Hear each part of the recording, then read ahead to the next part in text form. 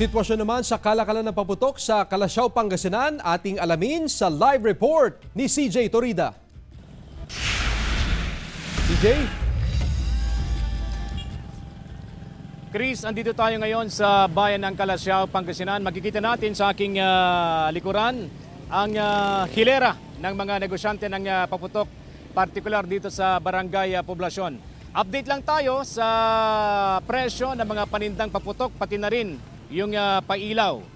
Ang luces mabibili sa 100 pesos per pack, ang quitis 12 pesos per piraso. Ang whistle bomb naman nasa 10 pesos per piraso, ang 3-star 150 pesos per pack. Ang Judas belt, ang 100 rounds niyan ay mabibili sa 150 pesos. Ang fountain naman mabibili sa 50 pesos hanggang 200 pesos per piece, depende sa laki yan. Ang Toronto, 20 pesos hanggang 70 pesos per piece, depende sa klase.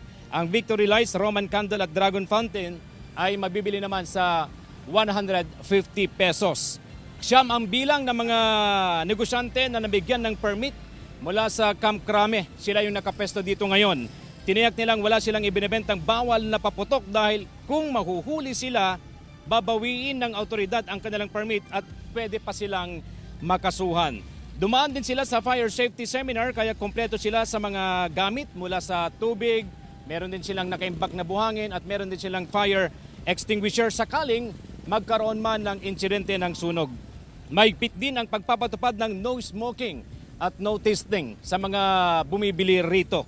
Magtatagal ang kanilang operasyon hanggang sa December 31. Samantala, Chris, tiniyak ng mga negosyante na hindi sila magtataas ng presyo hanggang sa huling araw ng kanilang operasyon. Yan po ay sa December 31.